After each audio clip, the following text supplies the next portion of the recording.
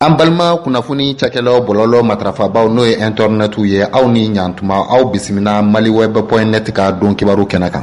Wari e ka wari ko bɛ cogo min na sɛgɛ min b'e la bɛnkɛ ni wala sisan bɛnkɛ ayi misala sisan ne yɛrɛ de bɛ fɛ k'a dɔn sadi ne yɛrɛ ye den sugu min i bolo n bɛ fɛ k'an ka ko cogoya dɔ i bolo sisan i bɛ ni ka cogo min wala i kelen pe de bɛ n bolo misala ni ko bɛ mandiya kɔrɔbɔ kɛ sisan awɔ i y'a ye mandiya kɔrɔbɔ ni ko ninnu n'a sɔrɔ i ka di ni ma ou bien i bɛ n bolo hakɛ min na voilà n bɛ fɛ k'o dɔn n den ayi kana sɔsɔli yɛrɛ ko la ne tɛ falen foyi la n den maa b'i den falen fɛn na wa voilà n ko bɛnkɛ n ko de ka ko diya ne ye awɔ bon misala sisan ni mɔgɔ dɔ ye 1,600,000 ou bien 1,800,000 ɲɔgɔn di e ma sisan i n'a fɔ jime sɔrɔ k'o ci ne ma wala yɔrɔ jumɛn la sa wala k'e ka ne kunci kɔngɔ mun k'an kunci contre 1,600,000 orange money voilà bɛnkɛ e b'o tigilamɔgɔ jaabi mun na sa pour que a ka dɔn i den ka di ye quoi i b'a tigi jaabi mun na sisan c'est à dire dɔ ka 1,600,000 ci ne ma orange money voilà k'i n yɛrɛ y'a ye dɛ a den man kɛra di awɔ k'i ka kunci e b'a tigi jaabi mun de la n den man di komi e wa ne kɛ den man di yɛrɛ b'e bolo ka tɛmɛ ne kan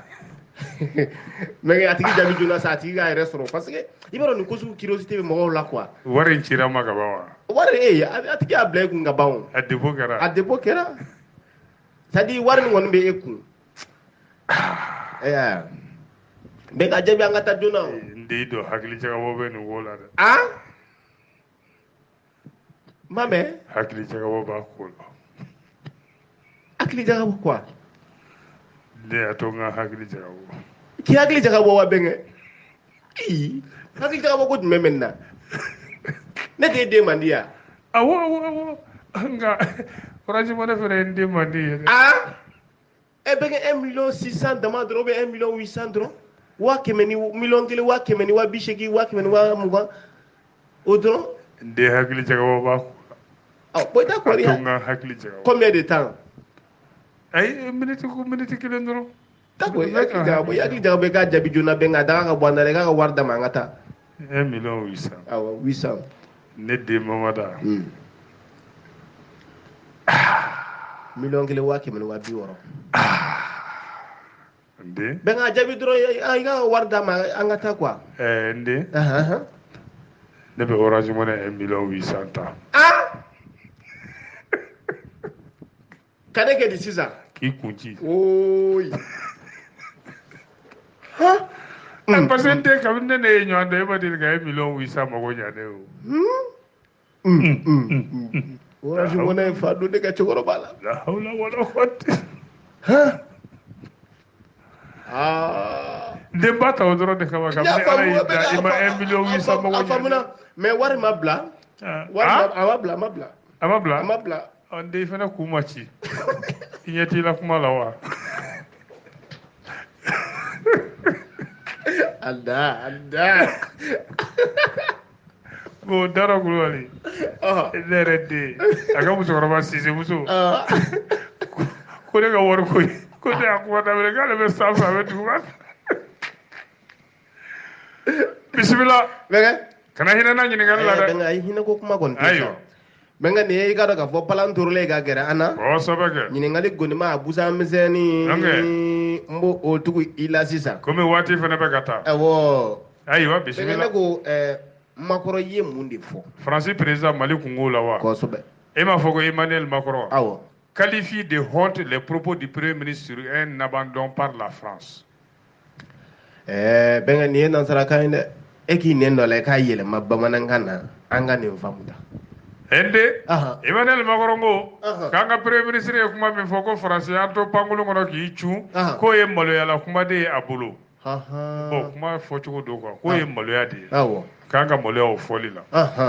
Faransi jamanakuntigi Emmanuel Macron alamisa tɛmɛnen a ye nin kuma in de fɔ ka ɲɛsin an ka premier ministre ma dɛ waati min na o y'i jɔ gendege kan diɲɛ bɛɛ lajɛlen ɲɛna k'a fɔ ko Faransi y'an to pankolon kɔnɔ k'i cun o tuma an kɔni bɛ kulun kɔnɔ a bɛ ka taa ten sa o maa t'an jigi yɔrɔ dɔn fo n'u ye vieux kɔtigi Tarawele wele o kana pankolon wala minɛ aviateur vieux kɔtigi ma bɛɛ bɛ se ka avion boli bɛɛ tɛ se dɛ Emmanuel Macron k'ale dusu tiɲɛnen don nin kuma ninnu ko nin tɛ kuma ye minnu bɛ bɛn ko ka sɔrɔ ale yɛrɛ bɔtɔ filɛ nin ye jɛnaja kɛ yɔrɔ min na i b'a dɔn o ye jɔn ka jɛnaja ye wa Maxime Blasco i b'a dɔn Maxime Blasco ye jɔn ye wa Faransi sɔrɔsi 52nan min fara dɛ septembre kalo tile 24 an ka dugukolo kan ko ale bɔra o jɛnaja kɛ yɔrɔ de la ka na bɛn ni i k'a dɔn Choguel ka nin kuma ye ko nin kuma in tɛ bɛn dɛ ko nin ye maloyala kuma de ko wa nin kan ka maliyɛn bɛɛ lajɛlen la maloya surtout a bɔra maa min da n'o ye gouvernement dɔ ɲɛmaa ye gouvernement min n'o bangera i k'a dɔn coup d'état 2 de ni ɲɔgɔn cɛ la Emmanuel Macron nin de fɔ RFI kan dɛ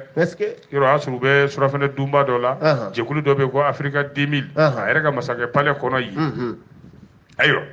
o y'a sɔrɔ Faransi dun i ka dɔn nin don tile damadɔ laban in na Choguel ka kuma ninnu Faransi ɲɛmaa bɛɛ bɔra k'a kɔn u ka ministre des affaires étrangères wo sɔrɔsiw ka ministre wo u bɛɛ y'a kɔn Zeyna Makɔrɔ yɛrɛ de bɔra ka kuma sisan ko Choguel k'a bɔ a da k'a fɔ ko Barkhane bɛna taa ka bɔ yan walima ko Faransi b'a fɛ k'an to pankolon kɔnɔ k'i cun k'o kan ka kɛ maloya ye Choguel bolo dɛ komi ale b'a dɔn ko maliyɛn bɛ miiri tɛ o ye dɛ yɔrɔ tɛ gafe kɔnɔ dɛ ale y'an bɛɛ ɲininka wa je sais que les Maliens ne pensent pas ça ale y'a ɲininka wa a b'a ka kan mɛn wa ayiwa Mamada Macron de y'i to o la dɛ ka taa fɔ ka siga don gouvernement in na ko gouvernement in tɛ halala ye min b'an kunna bi ko sabu k'a sɔrɔla coup d'état de fɛ ko bɛɛ fanga ma gouvernement in sigi sanko a premier ministre k'olu dun Faransi n'a jɛɲɔgɔnw k'olu banbannen don kow kan dɛ o ye ko jumɛn ye olu tɛ Mali bila wa olu bɛ juguw kɛlɛ anw fɛ yan ka lakana na k'olu bɛ yan nɔ parce que an ka jamana de y'a ɲini Faransi kan na ko ni Faransi kun tɛ o ko sisan b'a sɔrɔ Mali bɛ danbe walekɛlaw tɛgɛ kɔnɔ Macron ko ten a ko ale bolo ale bɛ min ɲini sisan komi kow kɛra nin cogo nin kumaba nin bɔra Choguel da ale b'a ɲini sɔrɔsiw fɛ u k'u ka layiduw labato février kalo nata sibiri ka ja turu nɔngɔn o tɛ fara a kan dɛ u ka kalafiliw kɛ kelen u bɛ ka ngwara daba minnu minɛ n'o ye opposants ye politique la u k'o minɛli jɔ u ka baara kɛ o kɔrɔ ye jumɛn ka jamana la segi bɛɛ fanga kɔnɔ jamana min n'u b'a kunna nin y'a kalo damadɔ ye foyi tɛ ka kɛ u nɔ la ayiwa fɛn min ye olu Faransi ye sa olu kɔni min'u cɛsiri ɲɛ t'a la Mali kɔnɔ yan diɲɛlamini tɔnba b'olu nɔfɛ dɛ ko o baara in dun tɛ se ka kɛ ka ɲa f'an ka jamana ɲɛmaaw k'u jɔ u jɔyɔrɔ la ko o tuma a y'aw jɔ aw jɔyɔrɔ la aw ka responsabilités ta dɛ Faransi y'o lasɔmini kɛ dɛ ko Choguel ka kuma nin ko nin tɛ diɲɛ wuli kuma ye o ayi ko n'o tɛ jamanaw bɛ yen olu ka mara kɔnɔ minnu y'u jɔ u jɔyɔrɔ la wa dantɛmɛ walekɛlaw ka kow bɛ ka dɔgɔya ye a ye Niger fɔ ko y'an masuruna jamana ye ko Niger masakɛ n'o de ye président Bazoum k'o ye cɛbakɔrɔ de a jɔlen don a nɔ la courage b'a la timina ka di wa a fɔra min fɛnɛ kɔ n'o ye u ka jamanakuntigi kɔrɔ ye Isufu Mahamani Isufu k'o fɛnɛ kun b'o cogoya la olu y'u ka jamanadenw lakana ka juguw kɛlɛ ka kalan sabati ka kɛnɛya sabati k'u ye baara min kɛ ko maa bɛ se ka ɲɛbɔ a fɛ Emmanuel Macron sɛbɛn fasiri b'a fɔ k'a n'a furumuso Brigitte ne t'a fɔ a n'a furumuso dɛ a n'a ka musokɔrɔba o tɛ gafe kɔnɔ yan o ye ne yɛrɛ ka miiri fɛn min denmuso sabanan de ni a muso denmuso sabanan de n'a ye fila ye i kabakun o y'a den ye wa i y'a faamu n y'o faamu a n'o kun taara i ka dɔn ɲɛnajɛ yɔrɔ dɔ de la Champs-Élysées kɛrɛfɛla in n'a ye yɔrɔ Seko ni Dɔnko tigilamaw bɛ ɲɛnajɛ belebele ye o ɲɛnajɛ in kuncɛli surafɛnɛ dun yɔrɔ dɛ ni o ɲɛnajɛ in bɛ wele ko Africa 2020 n'o kuncɛra alamisa Macron nin kuma in fɔ ye a ko o ɲɛnajɛkɛla ninnu ma ni o ye Africa 2020 min daminɛna kabini décembre 2020 u ye yaala kɛ Faransi dugu caman na ka ɲɔgɔlɔnbɔw ni fɛnw yiraliw kɛ fo yɔrɔ 1500 bɔ ɲɔgɔnko Mamada sɔrɔ bɛ yiriwa cogo min juguw bɛ kɛlɛ cogo min ko ale b'olu fo Africa 2020 ayiwa o la sa Emmanuel Macron ko k'ale bɛ denmisɛnninw de lakodɔn kosɛbɛ fanga kura ye a y'o de fɔ ale ka kunaya bɔ n'o y'a ka rapport ye farafinna kan k'o bi tɛmɛ funɛngɛninw de fɛ ani société civile a ko Faransi ni farafinna jamanaw bɛ tɔnsigi min kɛ tuma o tuma n'a bɛ wele ko sommet France Afrique k'o kan ka kɛ nin octobre kalo in tile 8 Montpellier mais jena ta bɛ yɛlɛma kojugu ka dɔɔnin dɛ ko jamana kuntigi kelen tɛ y'o kɛnɛ kan ayi société civile africaine a yɛrɛ tun y'a laɲini ale Emmanuel Macron ko min kun ka di ale Afrika 2020 nin dɛ o tuma ale tun y'a ŋaniya siri olu yɛrɛ de ka k'a ko kolokoloba ye a ye nin de fɔ a ka discours la kabini Wagadugu 2017 Emmanuel Macron da bɛ nin denmisɛnninw ka kuma la AFP de ye nin fasiri bisimila bɛnkɛ ne ko Faransi sɔrɔdasiw bɛ ka mun kɛ kɔrɔn fɛ yen dɛ k'u bɛ traque fili de la traque dun ye mun fɛ bɛna f'i ye e kan tɛ Mali ma wa l'armée française abreuve la population locale de traque grossier nin ye nanzarakan ye ka sɔrɔ n'i y'a yɛlɛma bamanankan na bɛɛ b'a faamu ko Faransi sɔrɔdasiw Mamada u bɛ k'u hakilinaw de sɛbɛn sɛbɛn fura fitinin fitininw kan u bɛ se k'o yiri jama ma n'i y'a ta k'a kalan dɔrɔn o tuma hakilina min b'u la i b'o ye dessin yɛrɛ ja yɛrɛ b'a la dɛ n'i tɛ se ka kalanni kɛ n'i ye ja ye i bɛ faamuya dɔ sɔrɔ Mamada o taraki in dɛ n ka dogodogoni gafe de taara b'o kan Monde Afrique k'an bɛ don min na i ko bi Faransi sɔrɔdasiw Sahel kɔnɔ ye Mamada u bɛ ka gɔngɔn gosi de kɛ ka propagande de kɛ walasa bɔlɔlɔsiraw fɛ u y'a daminɛ yen u filɛ ka kura min fara a kan kɔrɔlen don dɛ u mɛnna u b'a kɛ nka ne de y'a fosi ka bɔ dogodogoni kɔnɔ bi k'a lase an lamɛnbaaw ma Mamada sigida mɔgɔw u bɛ papier kunkurunin ninnu de fili taraki u hakilina sɛbɛn b'a kan n'i y'a ta dɔrɔn i mana kalan i b'a faamu dɛ mɔgɔ ma o dɔ ta k'o kalan u y'a suguya 5 de fili e tɛ Laurent dɔn wa 5 ko n bɛ bɔ n'a ye de u bɛ taraki sugu 5 de fili b'a kelen kelen f'i ye cɛ dogodogoni i b'a dɔn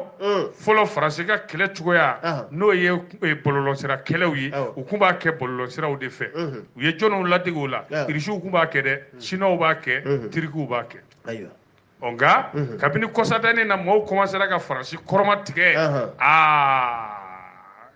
o kɔrɔmatigɛli in daminɛna tuma i b'a dɔn kabini u ye faali cɛjugu in kɛ Bunti an da ma fɔ a ma Bunti kɛ u ma kɔɲɔdenw caman fa ye cɛ 22 fara civiliw 19 o ni yɛrɛ ko ten ko maa 19 b'an ka jate la maa 22 don olu kun taara furu de la mariage o dugu dɔ kɛrɛfɛ ye Guruma dugu kɛrɛfɛ Mali camancɛ la ye yɔrɔ Faransi olu dala cɛ o la k'a fɔ ko kɔɲɔdenw kun tɛ dɛ ko jahadimaw de kun don k'u kun b'a fɛ k'olu ka sɔrɔdasiw tarabasoden u ye maa 22 fa ye kabini o kɛra sa kɔrɔmatigɛliw juguyara Faransi nɔfɛ nin kalo laban ye quoi bɔlɔlɔsirakɛla dɔw yɛrɛ olu ma kɔlɔkɔlɔ kuma da Faransi n'a ka opération Barkhane nin kan ayiwa an tor'o la Faransi tɛ mana mɛn sa wa ko Irisi dɔw b'a fɛ ka na yɔrɔ an da ma fama o kuma ma kabini o kɛra Faransi ye kɛlɛbolo kura da n'o de ye ka maaw la kunnafoni ni sɛbɛnfura kunkuruninw ye trac ayiwa i b'a dɔn Irisiw kɔni olu b'a kalama o Faransi kɛn bɛ ka Mali kɛ a bolokɔnɔfɛn de o de bɛ wele ko précaré français en Afrique an kelen tɛ dɛ jamana caman décembre kalo tɛmɛnen Mamada n b'i hakili lajigi bɔlɔlɔsira dɔ bɛ yen ko Facebook yɔrɔ u kun y'a jira k'a fɔ olu o Facebook tigiw olu ye maa caman de ka numéro effacé ka a jɔsi ka bɔ yen k'u bɛ ka kunnafoni kolon di Centrafrique kan o kɛra mankan ye Faransi ni Facebook fɛ o bɔlɔlɔsira minnu u ye maa minnu tɔgɔ jɔsi Mamada k'olu de da tun magara i k'a dɔn Irisiw ka nin sibilangalama jɛkulu ko kuma in na jaabi kuma tɛ koyi i bɛ Wagner tigi dɔn wa min yɛrɛ ye bilayɛrɛma sibilangalama min yɛrɛ y'a tɔn yɛrɛ sigi k'a sɔrɔdasiw wele ka na k'u jo bayirika o cɛ Irisi Kayi Mamada a yɛrɛ jolen don nafolo b'a kɔ a ye sɔrɔdasi jolenw kɛ ɲɔgɔn kan ni jamana min mago b'u la dɔrɔn ciu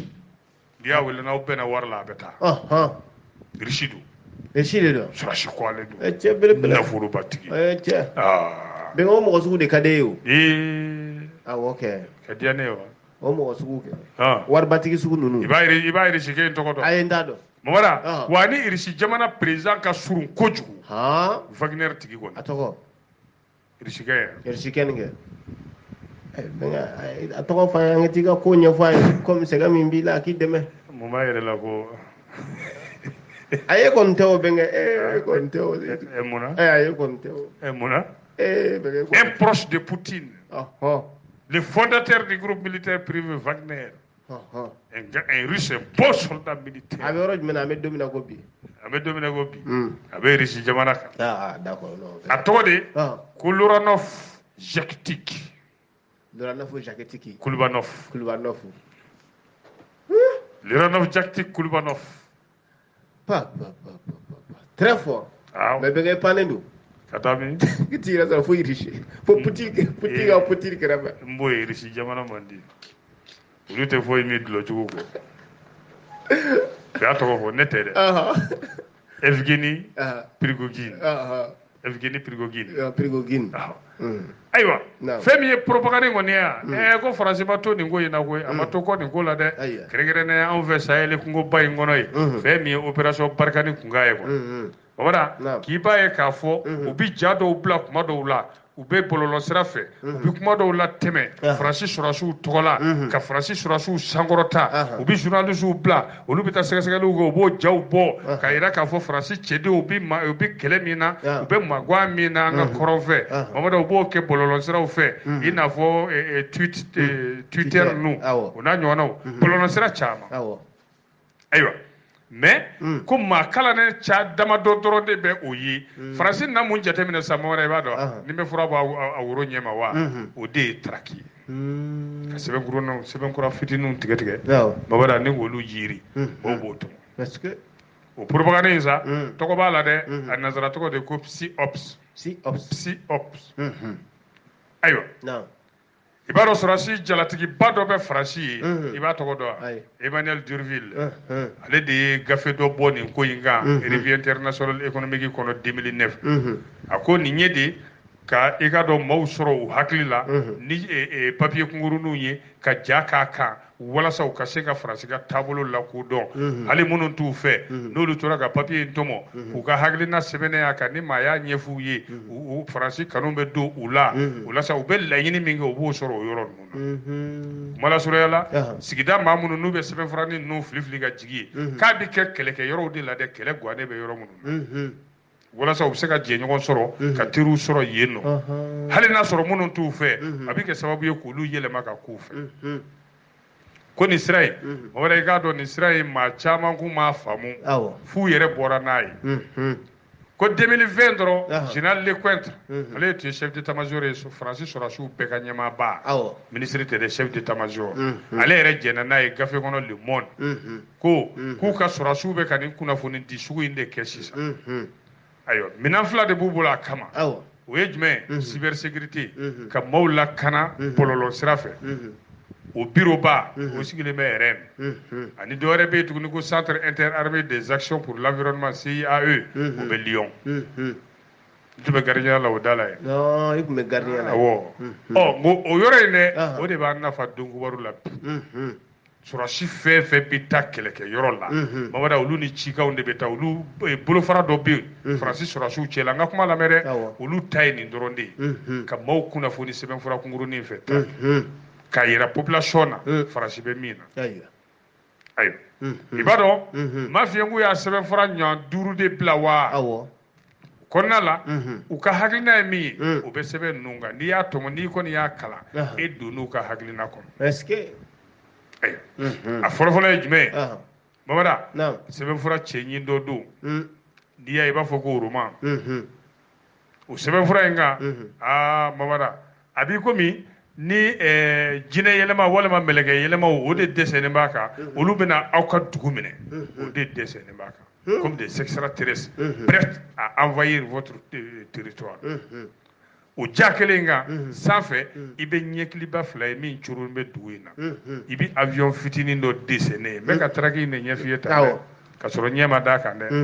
o ɲɛ jɔlen b'o la avion bɛ sanfɛ o bɛ ka munumunu e b'o kɔrɔ dɔn ayiwa o la sa o kɔrɔ de juguw b'a fɛ ka na aw minɛ mais an bɛ ka aw kɔlɔsi aw n'u cɛ la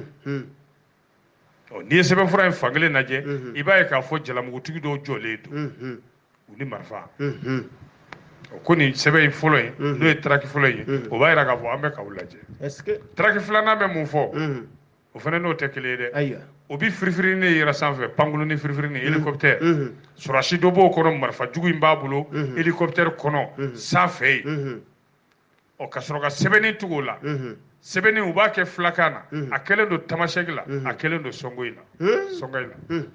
ko barika ni ɲɛ kelen jɔlen bɛ aw la o de sɛbɛnnen bɛ surakakan na tamasɛki kan na n bɛ tila k'a tamasɛki kan f'i ye traki sabanan in na cikan min b'o la wa o sɛbɛnnen don tubabukan na ani arabukan ko barika ni ɲɛ bɛ aw la hali aw dogolen o de sɛbɛnnen bɛ dessin in sanfɛ wa avion in fana dulonnen b'o sanfɛ n'o ye drone ye o ye couleur lemurubalama ye o tɛ sabanan ye traki naaninan ye o kɔni bagabagali man ca o kɔnɔ bon n'i y'o kɔfɛla de ta k'a lajɛ i bi faransi camion kɛlɛkɛ camion camanba den ye ara na ɲɔgɔn nɔfɛ o bɛ taa mun sɛbɛnnen b'o kan ko barikani bɛna la aw fɛ yen komi aw kana gɛrɛ mɔbili ninnu na dɛ e y'o faamu barikani vient chez vous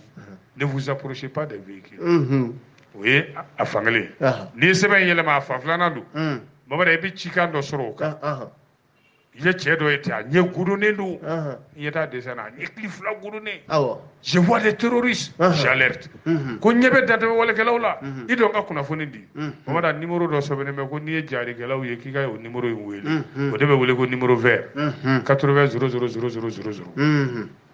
i bɛ witi kɛ dɔrɔn ka 07 k'a kɔfɛ ayiwa papiye kunkurunin duurunan in n'o ye traki duurunan in ye sa an ye min tɔmɔ o nɔfɛ i bɛ sin ka faransi surasiw y'o kan ten papiye a cɛ tigɛlen don filaden i numankuru fɛ o kɔni ye ja ɲuman ye o couleur ye bulama ye i bɛ musow ye i bɛ denmisɛnninw ye i bɛ cɛkɔrɔba dɔ ye u nisɔndiyalen u sigilen u ka buguso da la karatuw kɔ karatuw ɲɛ u lafiyalen o tɛ numankuru ye sa ɔ kinibolo fɛ o traki kelen ka sɛbɛn kelen kan sa mamada n bɛ ka u ka nin gundo borotɔ a digir'u la koyi digira tubabu ninnu a bɛ digi u la ayiwa fɛn t'o dogo an lamɛnbaaw la ayi dɛ n b'a fɔ a bɛ fɔ de bɛnkɛ kinibolo fɛ o ye ja fimanjɛma ye nɔ bila u tɛ lakɔlɔsi yɛrɛ hali kosɛbɛ i bɛ ja di maaw de ɲɔgɔn kɔ moto la paaw caman bɛ ɲɔgɔn kɔ kelen kelen bɛ k'i bolo si o cɛkɔrɔba in n'a muso n'a denw ka village n'a ye o motobatigi ninnu jademaw u kɛlen bɛ ka kumakan jumɛn sɛbɛn o kɔrɔ k'i ɲɛna ta i ka diɲɛlatigɛ n'i ka denbaya i ɲɛna ta o ta kana saya ta dɛ c'est à dire numankuru in fɛ n b'a f'i ye k'o ye denbaya ye u nisɔndiyalen don tun k'i k'o sugandi kinibolo fɛ maajugu ninnu ko kana olu sugandi dɛ o ye saya ye kan'o ta ko ni ɲɔgɔn na gafe caman de kolonkolonna Mali kɔrɔ fɛ a n'a cɛmancɛ la nin san laban k'a dɔw yɛrɛ ye yɛlɛko yɛrɛ ye i n'a fɔ bɔlɔlɔsira kanubaa dɔ y'a fɔ cogo min k'ale ye nin papiye dɔ tɔmɔ u ka village la salon décembre la ale kumana Facebook kan bɔlɔlɔsira don Facebook a ko bi ko ni photo baden caman de bɛ yen faransi surasiw ka barika u b'u to sanfɛ pankolon kɔnɔ k'a photo yiri ka jigin ko a photo fili don fɔlɔ ka jigin mamada ko n'i ye maaw ye boli la f'u bɛ ɲɔgɔn foroki k'u ɲɛna ko faransi bɛ ka wari biye de fili ka jigin village kan ko ja u y'a sɛbɛn dɛ ja walayi tala ja ko papiye de kun don cikan b'a la a cikan in sɛbɛnnen don tamasɛkikan na ko mamada ko barika ni ɲɛ jɔlen don aw la tamasɛkikan na i b'a dɔn bɛ tamasɛkikan i b'a mɛn ko di tamasɛkikan na tamasɛkikan fɔ tan barika ni garde un œil sur vous i b'a fɛ k'o de mɛn tamasɛkikan barkan jawan ni iniyette barkan jawan ni iniyette barkan jawan ni iniyette barkan ko ɲɛ bɛ aw la barkan jawan ni iniyette ay bɛ ka se tamasɛkikan ka taa ne b'a fɛ barkan garde un œil sur vous e ka to ma tamasɛkikan na barkan jawan ni iniyette barkan jawan ni iniyette barkan jawan ni iniyette bɛ tamasɛkikan min jag vill läcka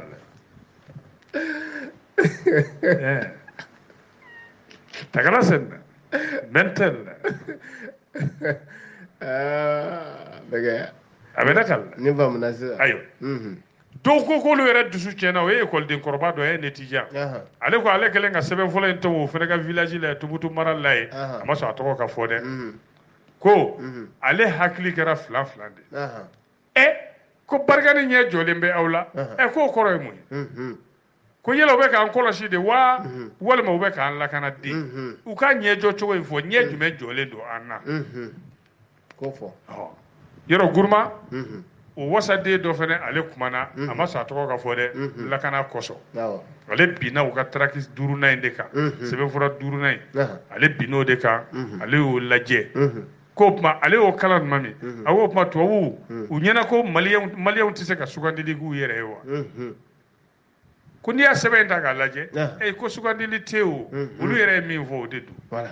ko nka bɛɛ b'a dɔn k'a fɔ n'i yera kɔrɔnfɛla la Mali camancɛ yɔrɔ dɔw la e ni tubabuw bolo bɛ ɲɔgɔn bolo walima e n'an ka sɔrɔsiw bolo bɛ ɲɔgɔn bolo hali aw jɔlen bɛ kuma la dɔrɔn mɔda ko n'Ala ma fara i kan o b'i faga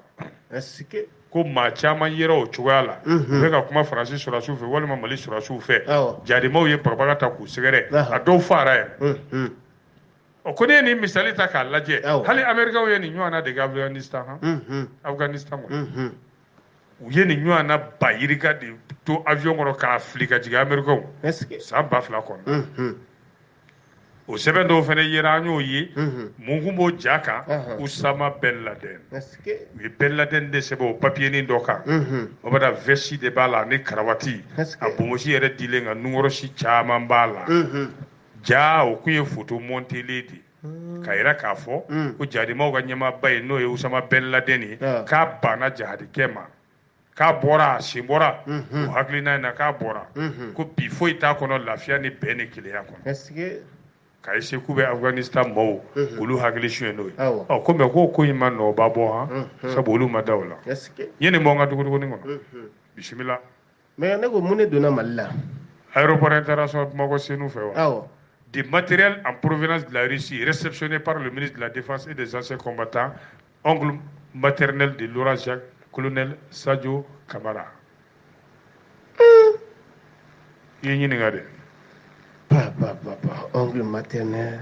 de Laurent Jacques colonel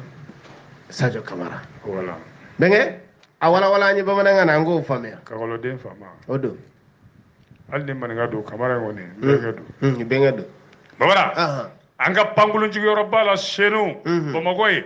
ko kɛlɛkɛminɛn giriman belebele caman de bisimilara an ka sɔrɔsiw ka minisiri fɛ ne m'a sɛbɛn dɛ jɔnni fɛ an ka sɔrɔsiw ka minisiri n'o tɛ dɔwɛrɛ Laurent Jacques Bɛnkɛ colonel Sadio Kamara n ye fɛn fara a kan ayi ma fɛn fara a kan ayi ayiwa ne dun kabakun ayi e b'a fɔ ko e bɛnkɛ don wa o don bɛnkɛ ni ko i bɛnkɛ mɔgɔ min ya mɔgɔ bɛ se ka mɔgɔ bɔ mɔgɔ bɛnkɛya la ayi dɔ ka fɔ sa k'ale bɛ bɔ ne bɛnkɛya la mais o ka gɛlɛn a ka gɛlɛn bon ni ko i bɛnkɛ ye mɔgɔ min bɛnkɛ o ye n'o tɛ bɛnkɛ yɛrɛ bɛ Amérique o Mamadu Galajɔ Kamara MGC c'est ça IMA babara kunu alamisa y'i kɔrɔ dɛ fitirimakɛnin na i b'a dɔn gundo caman bɛ o ti bɔ tile fɛ o su kora su ma ko kuma min na ne bɛnkɛ safurula ne ba balimakɛ colonel Sadio Kamara sɔrɔsi minɛn caman de nana pankolonjigi kɛnɛ la minɛn minnu kun don i b'a dɔn wa pankolon firifirinin i tɛ pankolon firifirinin dɔn hélicoptère de type M171 ani marifa caman di ni marifa kisɛ caman di ka bɔ min Irisi jamana la est-ce que minisiri yɛrɛ bolo n'o ye n bɛnkɛ safurula n'o ye n ba balimakɛ colonel Sadio Kamara babara ko hélicoptère ninnu ko Irisiw m'o ni an na dɛ an y'o sa faso nafolo yɛrɛ de la sɔrɔsiw bɛ baara la tubarikala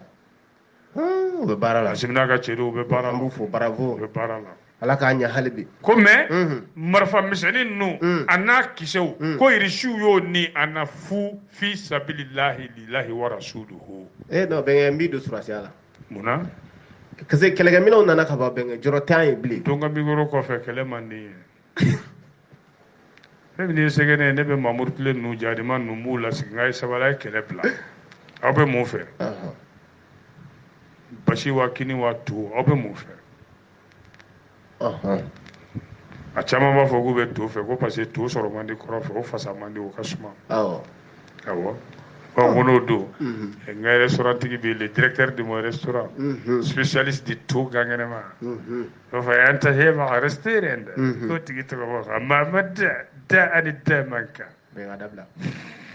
ante nous clinga sur la de. Ne m'a directeur du restaurant central, spécialité tout. Pourquoi, Chagani, Gato, Mamad, da anita manka. Voilà. Ministre Kelemata minan non kumere ka kerefe ko jelatigi ba chama de kumba kerefe an l'armée là. Ah ouais. Ka di journaliste pili kele wala sa ka se ka talla kali mina munu nana hélicoptère nani tewa ani marfa chama mbati ko journaliste min ngara sawi radio Royal FM donc waro lambe be ka do mina munu nana ko kumbe kene kay. Ya ka prime de voyage dama ka toromoyo aka musaka dira ma wo siga so gata ni go ina je kana lakali Royal ya avec onyala félicitations à qui à mon bengue au mané de tara un grand animateur de Don Kibaro, journaliste de Don Kibaro. Ay no bengue do de grayo comme ne bega fle direct la ne yo foi talo na woro la ikume fega biu ikume ga jo awo nde o gara wari mi na woro de se fere nde ne kontu de ngani go de do sa o de bashi to la anga kene tisa wallahi de ngori de wallahi bismillah daga abe do ka albe jamana ne abese ga oboni ngele an ngono chugumina alaka sumaya alako ke ndi anga tukutuku nyona sanya fine do benga ne irishi munge irishiwa et comme la Russie, Moscou bloque les comités d'experts des Nations Unies enquêtant dans plusieurs pays africains. Mora ko Russie yu senda segasegeli bela jile ka farafina jamana ka segasegeli muni jena mini tomba ya buluda. RFI de côté. Wala benga no fam. Ibadon jena mini tomba oni segasegeli kala do bubulu munu be wele ko expert munu be ta oni ga yamaru konona kata flelike jamana wala afura ko marama fe kana do jamana munu na o bala ni utaro yi uba bali ni kita dabla ubi nyangi ujekulu de be oni bulu. Est-ce que ko ga be dogo kun dama do bo iri suju seda o ka u bana pew ku bango nge tuma do la ba fo to men men ni se ante je no mo gon non tali donc fo ka sugo ga o bitola nu ye to do ba fo ni to mai nu ye to do ba fo ni yoro mai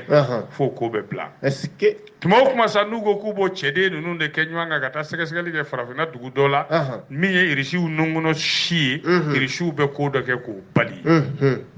ayo Allah akbar jena mini tomba du même mamunum blagata no espère lui ma tande d'autres ma chama a bet lo bluni est-ce que bola ri shuba fo wahe ni bet lo bluni nunga jamana o tanfe abe o mo godama o tawlu bina kirija aw nawa lu bina sega sega li jana anteso o be boama est-ce que ayo ko doya yera kafo ko ali kosa na gafe ni ma fa agence register iri shuga ambassadeur do be Nations Unies na le kumana akoka amanu sugandi chugo de ko nyena woloma bala mamunu te iri shu fere ku bolu blagata ko bolu iri shu te jenoyi o espero te ta jamana shila olu togola kuma be jamana min est-ce que kwali juengalo temene salu aklebi saba uya jegulu do wuli comité d'experts oni kuka kuna yabo sebenge Centrafrique ga no e farafina chamanje jamana de Centrafrique est-ce que koli ye kuma kolon dama de fo Centrafrique ka ko adama dunga hake sosore kosobe est-ce que Centrafrique sura shu fe ani rishi munutaru kala kolu ka kuna yabo gafe kuna rapport kono ko iri shuga surasu ani Centrafrique surasu ku tara ke fagali chejugu de wolomali tala ku tara e golso mine ko ku daga yoro yi ubi mauka feun jagoya taraki ka bula ma chama iri shugo ko no do anywana tiketu ibaro ko iri shube to ka réunion bakeni farafina jamana wi awo ina fo abe fo sommet France Afrique sommet Russie Afrique fere obeke ami mena ko obi ke sawere 2022 est-ce que ayo yoro ni ya safla ye alaba mi ngero kera irishu yore fe sushi irishu ko bo ko be tugo mi bi ko nyina tabi ke farafina ere u bɛna kɛ farafinna dugu dɔ la est-ce que o ma dugu fɔ dɛ ko ɲinan ta risiw ni farafin jamanaw ka ɲɔgɔnna jɛrɛ a bi kɛ ɲinan san wɛrɛ farafin jamana dɔ kɔnɔ est-ce que yɔrɔ sommet France Afrique bɛ yen sommet Russie Afrique bɛ yen sommet Chine Afrique bɛ yen a bɛnkɛ bɛɛ bɛ Afrique de fɛ koyi Afrique tɛ manamana dugukolo ye seulement an yɛrɛ de jɔn b'an yɛrɛ la an natalen don bɛɛ ko wari tɛ sɔrɔ an t'an yɛrɛ sɔrɔ o tɛ ne yɛrɛ ta ye don o don n bɛ wariko kuma la n ti wari sɔrɔ n tɛ n yɛrɛ sɔrɔ wa n t'a dabila dɛ bɛnkɛ an bɛna lajɛ n'i sera ka tile kelen kɛ i ma i da maga wariko nin tɔgɔ la pewu c'est-à-dire ka dɔnkibaro kɛ ka ban i m'i da maga wariko la an bɛna lajɛ min bɛ k'o kɔfɛ fɛnɛ a fɔ donkɔrɔ ma kɛ o don bɛnkɛ an ka taa ɲɛfɛ o da ka di la n'o tɛ an bɛ bi ta bila parce que wariko fɔra bisimila bɛnkɛ ne ko jɔnni minɛ na dɛ l'ancien maire RPM Issa Guindo et deux de ses collaborateurs déférés à la Maka. Bɛnkɛ ni y'a nansarakan wala bamanankan na an ka nin faamu ko maire kɔrɔ RPM maire kɔrɔ Issa Guindo a n'a jɛɲɔgɔn baarakɛɲɔgɔn fila k'olu minɛna ka t'u kɛ duguduguni na kasobonba la ok kabakun e ye adjoint dɔ ye wa wala 22 septembre gafe de ye nin fɔ i b'a dɔn tribunal ba min bɛ commune 3 la n'ale cɛsirilen don dunkojugu olu sɛgɛsɛgɛli n'u nɔbɔli n'u minɛli la olu tɛnɛn tɛmɛnen u y'i ka dɔn communicati maire kɔrɔ Bamakɔ communicati ko don dɛ a n'a baarakɛɲɔgɔn fila a ka dankanw y'u minɛ k'u bila kɔlɔsili la fɔlɔ n'o ye garde à vue ye ayiwa a sɔrɔla mun fɛ maire dankan sabanan 3e adjoint o mairie kelen na ye communicati mairie n'ale de cɛsirilen don dugukolo ko la Hasani Sidibe a bɛ don min ko bi a bɛ CNT la dɛ ale de sɔnna ka timinandiya ta a bolo fila la Mamada ka ninnu ko fɔ ka d'a kan i b'a dɔn mairie kɔnɔ ye Mamada a nana kɛ mankan belebele de ye jaa jɛkulujuguba de tun bɛ dugukolo ko la bɛnkan na ɲɔgɔn cɛ dugukolo dili la communicati kɔnɔ ye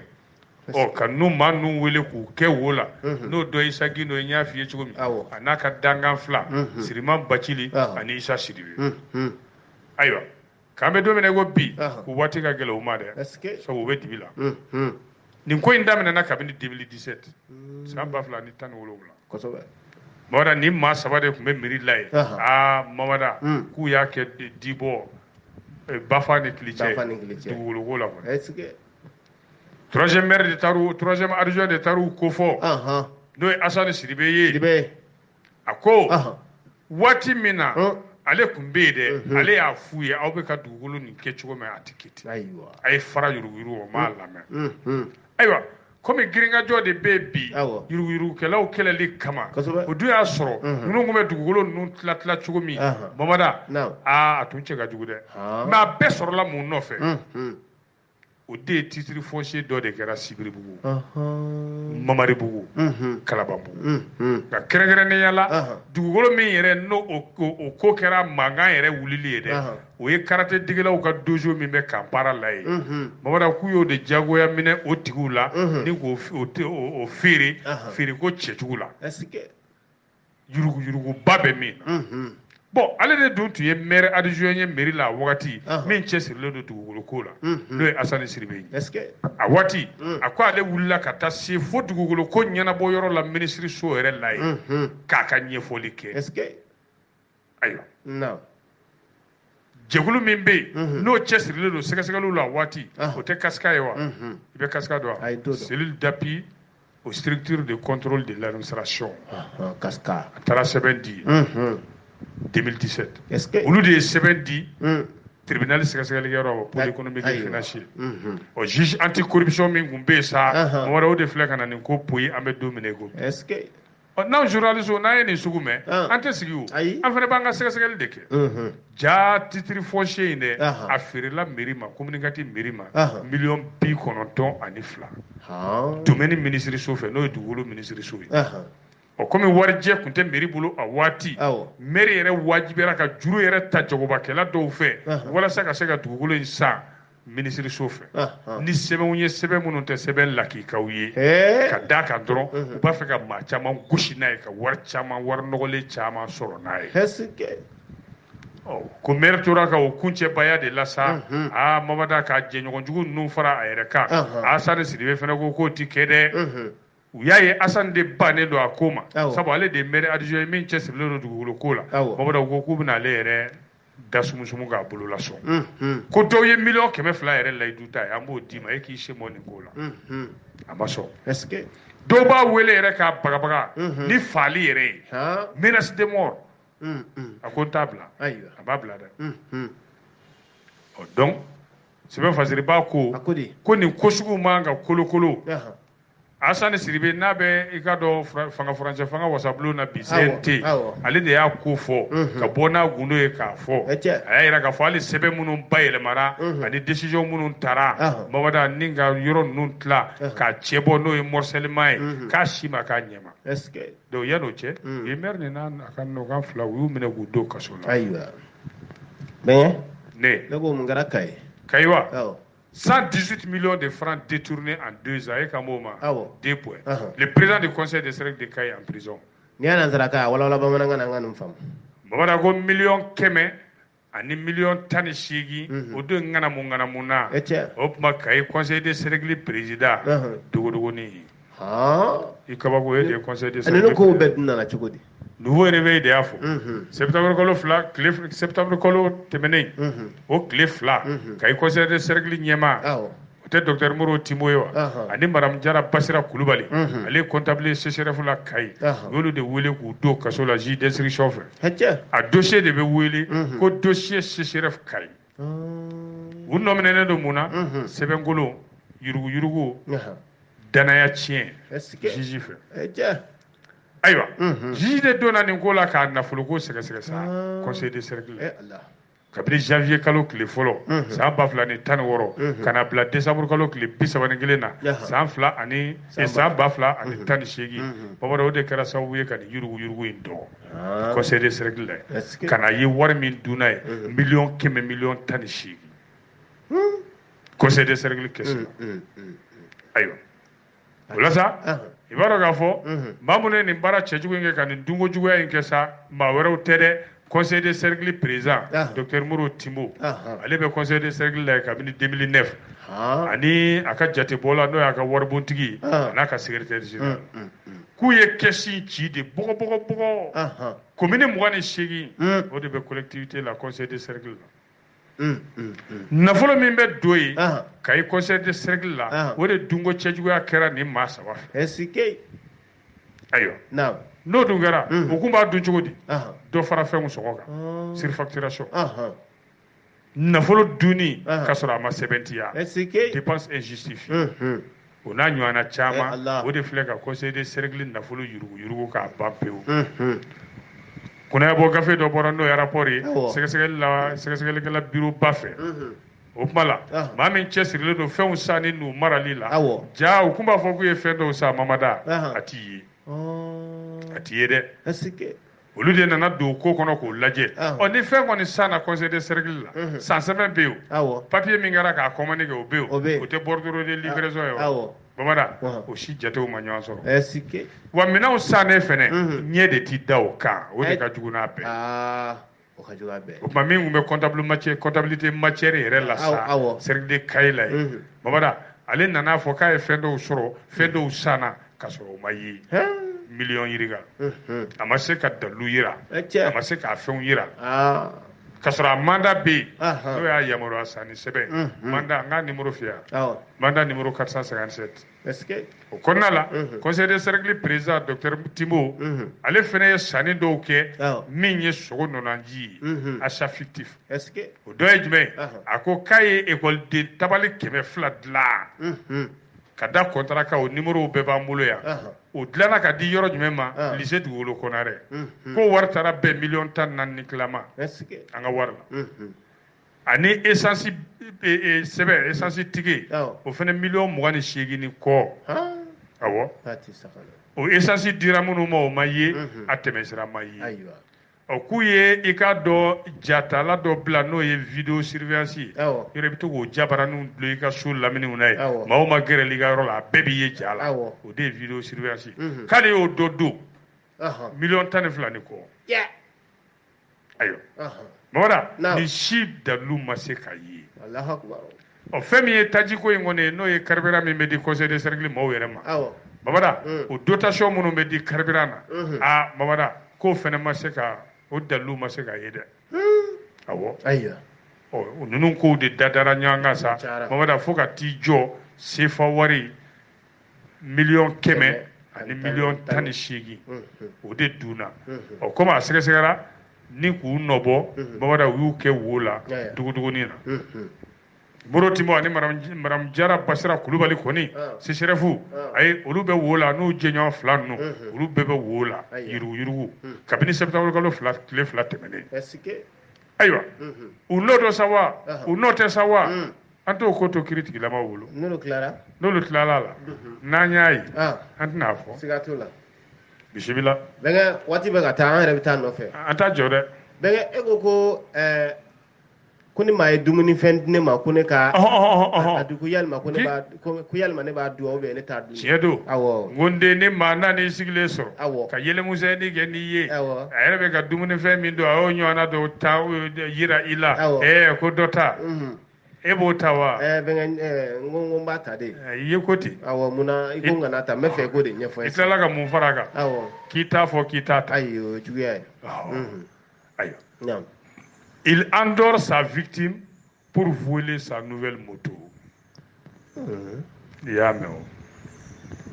Voler. Angɛ. Bɛnkɛ k'a fɔ bamanankan na tan, n ma nin tubabukan nin faamu. Bamana, ja ni zɔnkɛ in bɛ a bɛ maa minnu suɲɛ dɛ, a b'i la sunɔgɔ fɔlɔ de ka sɔrɔ k'i ka moto suɲɛ.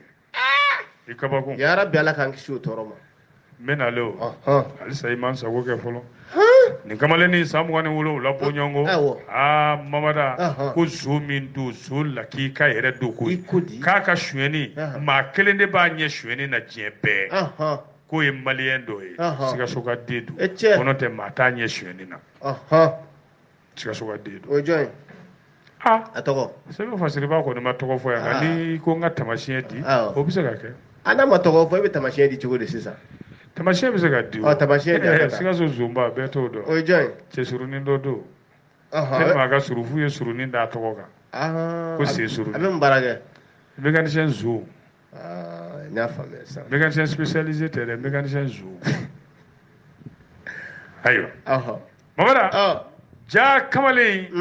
nin ye mécanicien dɔ de ye mécanicien y'a ka magarito wɔrɔninw de fara ɲɔgɔn kan dɛ ka taa dagabana moto kura bɔlen k'o san ala mana ma bɔ a la cɛ y'o ye million dɔɔnin de b'a moto in jɛ 2 million la ni moto in a ko nin moto in n bɛ nin bɔ nin tigiya la a nana fɛɛrɛ jumɛn kɛ a bɛ to ka taa baro kɛ mécanicien kɛ fɛ non n terikɛ ye baba i ka moto in non nin y'a bɛɛ de i tilala sa nin mécanicien kɛ yɛrɛ b'a ko ala ka garijɛgɛw don ala ka garijɛgɛw don ko n terikɛ k'e yɛrɛ bɛ ko ne bɛ sigida la yan an bɛɛ ye sigiɲɔgɔn ma bisimila ayiwa a bɛna moto in yɛrɛ ta don min sa Mamada a taara yawuru de san i bɛ yawuru dɔ kɛ nɔnɔkumu n bɛ yawuru dɔn fo ka kɛ yɔrɔ yawuru ka di ye dɛ a ka di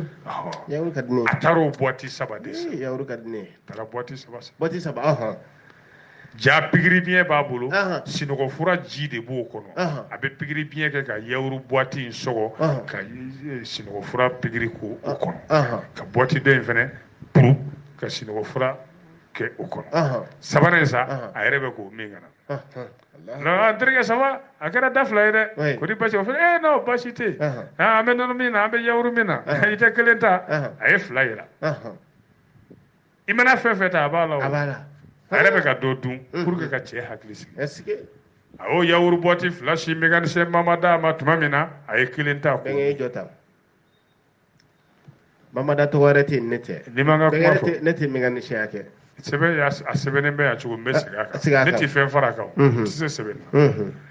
a y'o yawuru boîte 3 de san ka sinɔgɔ fura pikiri kɛ 2 la a yɛrɛ bɛ ka kelen dun ka n'i ɲɛsin tɔgɔ sɛbɛnnen bɛ yan dɛ ka 2 in yira mécanicien Mamada la da ani da man kan ko kelen ta n balimakɛ o fana y'o ta ko wala ne t'a ta ne t'a ta bɛnkɛ ne t'a ta dɛ a fɔ n y'a f'i ye walayi non bɛnkɛ ne tɛ mɔgɔ bɛnkɛ ne tɛ hɔn fɛ ten quoi ka baga ne ma ten hɔn ne t'a minɛ bɛnkɛ ne t'a minɛ jɔn si ye hali o donna ne bɛ k'a fɔ mɔgɔw ye an ye ban fu la lagabure k'a baga o ye mun ye lagabure ka maa ka fɔ ten lagabure be ali ya gosiligilan me masro ye forfait basro ye crédit basro ye gaina benge dite lagabure korodo fude kadi e ga Mamadou Singini ga iba fo mo e krimis monsieur Singini ga krimis be lagabure mu surgu e ba ko minga de ga be ba lagabure akay be ga detede akay ibi baro yoro jube surgu krimis surgu olu de lagabure fusen be marfata la min no fe fusen Traoré bora mi gar sege do yawru mi danga de wulilo fana ko koy ko ngache ko ni gare ko flana ke te soma ko no ne sabanande e flana ni chema yari chega ba yawru flana minina ibaro mi ngara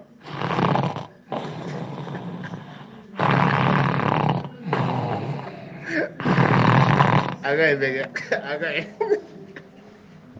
che korondo ka esigi yongo be na abi korondo iko deski okay o sino ko de dai aywa babara ma ala ma giringiri ayre che poshi mo modoro ga moto en clé kuro bo che poshi gono ka do moto la da chiun mo mata ga moto gono ka singa ta adabla e ma nono mi ya adire ba e ba mi ay okay be ni zun ko lide katati view ki kuna o ka faba ka sa no wa dugu kapitali aywa sino wa che bla che ayi mécanicien Mamada Traoré dani damanga ay ala je ganya be nga fale aywa ay moto te che bi ba le krefo te che sina ka buli ka ta ka atelier chine do gendarmerie ma ka do ka déclaration ke gendarme fana sina ka dugu boda be gendarme na police wi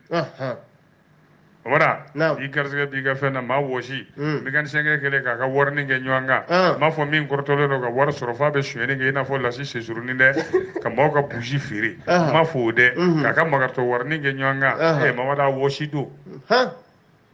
jere betala pa nana se fo capitale donda dugu labana de ye gendarme go ki joya wala ko moto en papier wo mi kono kale ya sabi kale ya ka carte tu ko sini ale kata igado moto papier o mene ulu ko idaga fi makuru dum ma shite moto sa ka bo bitigi la ne papier do ma dima abada ni papier tibulo era ni moto obe ulu ka soro ka moto shwena dugumina ko gendarmerie wili ka moto sugo ya fo ulu ko jati ko yere dum ko me sini ambe moto tigi blaka taw soro est-ce que odugu seje be gan chema wara Traoré ay mobilita mi ye nono mi o bola be e ma vi ay be o bola ya vi o bola utaru nye ko shinyowana che anye fo ye jenamo ko ni nana nono de ne ma jashi no fura de kumbala Allah ale nono mi ane ale ma bo fo kala matu tuguni ale be wuli tuma mi che te mototi aga ke ba ka motula ko ni nga moto wa ere sigle fla ben don ba do jaka kuma be kata moto en fere capital kono de etie o sebe fajriba ko jenamu yu tege da bo tintinga ka korta fa be ta ma se nunga kata di baba jijima o na kirikera mi na nyaayi antina fo sigatola benye abe bela jele fo o be dansi bitala ne alaka je sani ya magoto san ya magoto an fana ka san magoto abe bitai bla kosobe da ala ma bashi ke inshallah tenendo sake tenendo daga nyeta ani wolowula kosobe do tanan goshira awo telew ante nya soro ni gane gale nga inshallah hagetu bola sallallahu alaihi wasallam aw maa minnu sigira ka dɔnkibaro kɛnɛ lamɛn arajo Ural FM kunkan fɛ bi aw tulo garisɛgɛ kɛra min ye o kɛra nin ye mali kɔnɔ a n'a kɔ kan an n'a fɔ ko ka an na aw bɛɛ donna nataw la arajo Ural FM kunkan fɛ hakɛto b'o la. aw tulo garisɛgɛ kɛra kunnafoni la kumaba minnu ye maliweb.net sanfɛla la o de ye nin ye ni ala ma an ka jɔnya jɔn an na a kan an bɛɛ kunnafoni wɛrɛw kɛnɛ kan.